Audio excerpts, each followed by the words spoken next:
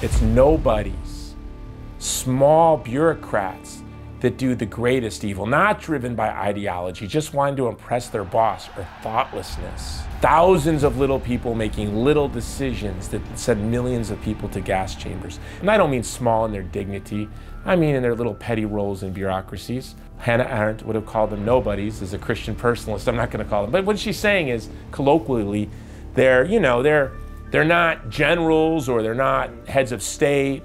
They're just little bureaucrats in a machine, and they make little decisions. Thousands of little people making little decisions sent millions of people to the gas chamber. This is true.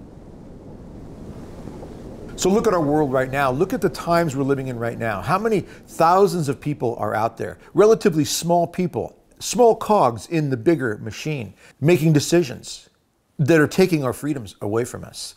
School board members, parish councils, church leaders, hospital administrators, politicians on every level, and more and more. It goes on. And many people giving those freedoms over hand over fist. Now, we want to make scapegoats out of leaders. We want to make scapegoats out of big people that we can see, but we all have to assess ourselves. It's always sort of the same. They have these enthusiasms that sweep society, right? And people get swept away. René Girard said that the only thing more powerful than the spirit of the mob or the spirit of the age is the Holy Spirit. It's a mystery. You seem to wonder.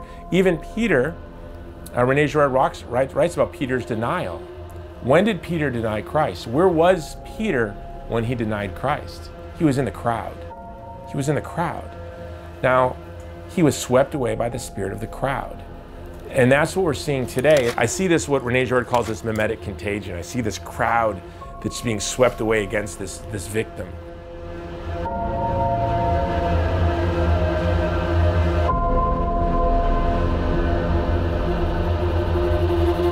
You know, René Girard, I quote him a lot, said that whenever these mimetic contagions, these enthusiasms sweep a community, people always have the same response. I thought we were different. Well, we're Americans, we think we're different.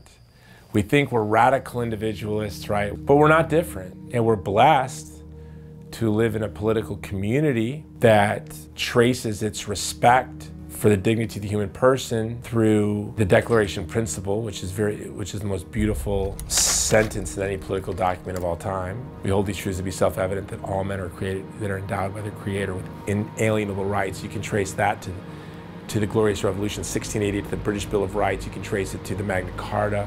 So we do in our political community sort of have this idea that as a person, as a citizen, as me, just a nobody guy right here, I have rights. So we think we're different. We're not Russian peasants that are going to be swept away by the Bolshevik revolution.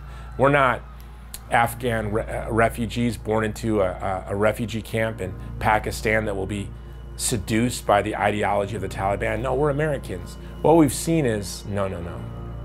We can be swept away too. Normalcy bias, that's a term that I heard years ago, and it really does describe where we are now.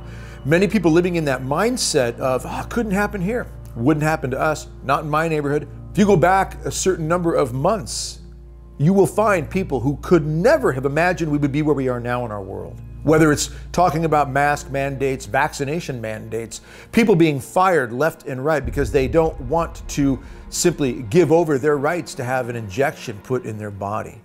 What is it that triggers us inside, that keeps us in this normalcy bias mindset, where we just cannot imagine that this type of evil could ever come to my neighborhood, to my doorstep? Antifa would bring guillotines and put them in front of people's houses, elected officials and others. You look at cancel culture. The cancel culture is the culture of death.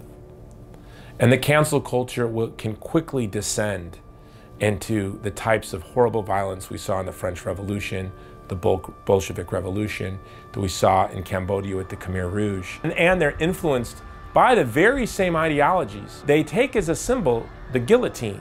And I think that's very important, because the guillotine is, you take this bad person, this person that's disrupting the good of the community, and you lop off their head, and then we'll have order. Oh, you lop off his head, and is there order? Is there peace? Is there justice? Is there prosperity? No. Okay, well, we found these guys. Now lop off these guys' heads, and they're the bad guys. We'll take all of these people, this ethnic community. Okay, then this is going to be it, and it never ends. In the French Revolution, they would call the guillotine holy, the holy guillotine, right? They would take churches, and where the crucifix was, they would replace it with the guillotine. You have the guillotine, which is I will lop off this person's head, and then there will be order in the community. And then you have the crucifix. You have the pietà. And what is that?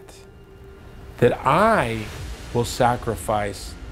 I will share the burdens of the vulnerable. I will kiss the leper. I will stand next to the person being stoned. That's what I will do. And so those are two radically different worldviews. And we're going to have to learn how to stand up for ourselves.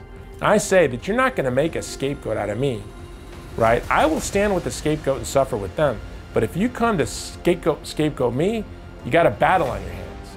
If scapegoats are dangerous, they will look for another scapegoat.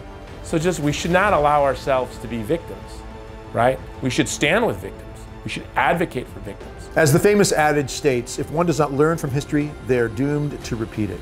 And if we don't learn from the tragedy of the past, from the civilizations, the cultures, the societies that went through the great turmoil that they did, the suffering, the death, the brutality, if we don't learn from that and what it was that triggered them in the beginning, that caused them to accept these things that happened to them, if we don't learn from that, we, in fact, are doomed to repeat them.